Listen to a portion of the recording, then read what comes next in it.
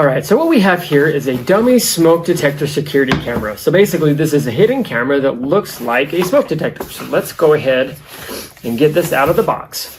So this is a unit itself, and as you can see, it looks just like a smoke detector that you would put up in your house. When it's hanging up, unless you're really looking for it, you wouldn't be able to tell that the camera is right here. Now, there are a couple of things on here. So this is the mounting plate for the camera.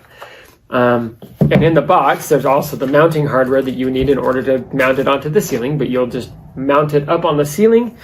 And then these two tabs right here fit into the slots on the back of the unit. So when you put it on, you just twist it on, and then it's nice and secure so that you can get the angle that you're looking for. Also in the box, you have the charge cord to charge it. It does have a rechargeable battery,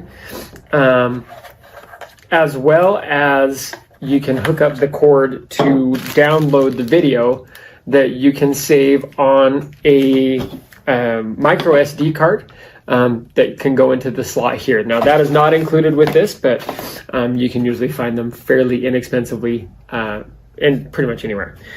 And then it does have a USB reader for the micro SD card, so that you can pull the card out and put the reader into your computer, and then you can download the videos that are saved onto the SD card. So you can set up to get the push alerts, but it's very easy to add a new device. Just click the blue plus sign that comes up, and it will give you the options of the different kinds of devices that you can add. In this case, we are doing the smart detector, or excuse me, the smoke detector camera. So I selected the other smart camera option, which brought me to the following screen that's coming up right now. And I clicked the add new device, which asked me to go ahead and scan the QR code on the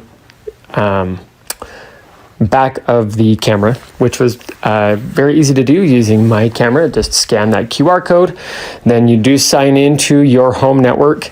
You do want to use a 2.4 gigahertz network. The 5 gigahertz is not what you're going to want to use for the configuration and the use of the camera.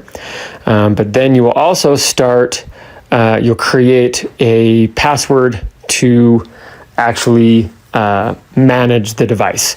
And that's what we're doing here, is getting everything set up. Now it does use an audio sound that you can hear there in the back to connect to the camera.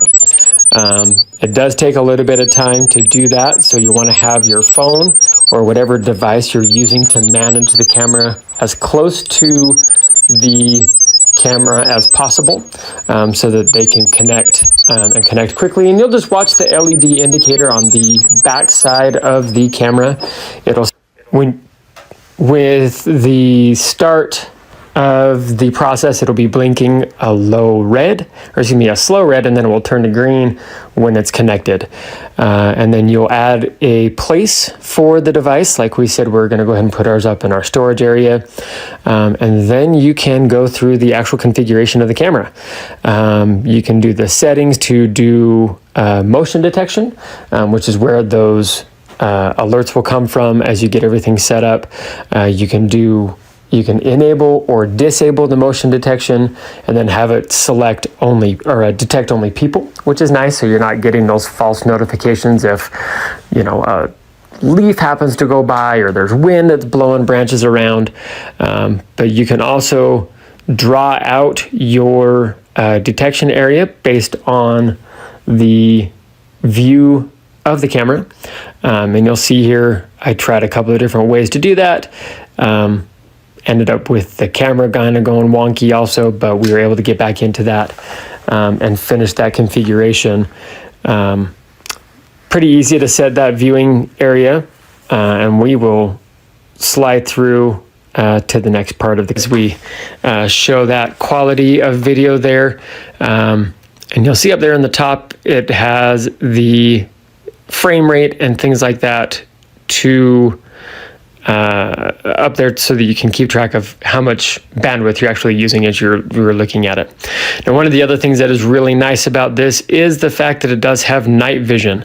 So again, we're showing the quality of the video, but then I am going to go and I'm going to turn off the lights in the room, and we'll show you the quality of the night vision as well. And again, if you have it outside or in some place like a garage or something like that, that it typically stays dark unless somebody is in there with a reason. This is nice because you'll have a really clear night vision video, and you'll see that here in just a second. So there we go. That is an example of the night vision from the unit.